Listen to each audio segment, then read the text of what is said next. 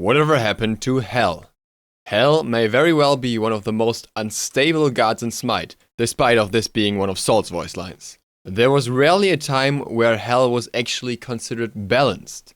Looking back into the earlier Season 2, she was considered weak by most, and the only place where she was actually played was in Duel, Joust, back then.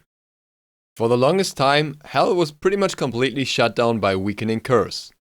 In patch 2.13, Weakening Curse received a nerf, reducing the healing reduction from the previous 100% to 65%. While this change was actually very beneficial for Hel, it wasn't initially noticed as such. It was mentioned that it might help Hel a little bit, but she was still generally considered weak simply because she wasn't strong for a while before that. Only when pros started picking her up and playing her in competitive environment, we actually saw her popularity spike a lot. Weakening Curse's nerf wasn't the only thing that made her strong in the meta.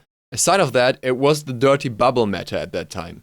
That meant that pretty much every character was built tanky to some extent, and that CC was very highly valued.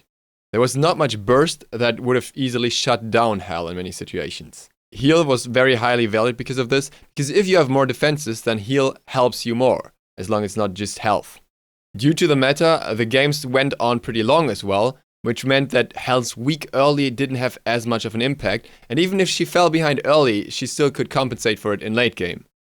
Counter gods to her were not in the meta as much. For example, Nemesis was never even played at all. All in all, Hel became a top tier pick that was definitely considered ban-worthy. In patch 2.19, the nerf hammer hit Hel. Her repulse received 2 nerfs, the magical scaling was reduced from 50 to 30% on the heal, and the cooldown was increased from 10 seconds to 12 seconds.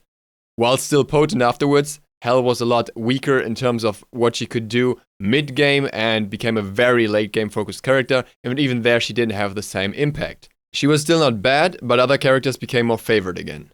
Then Season 3 came. Season 3 changed a lot about characters in general and how the meta worked.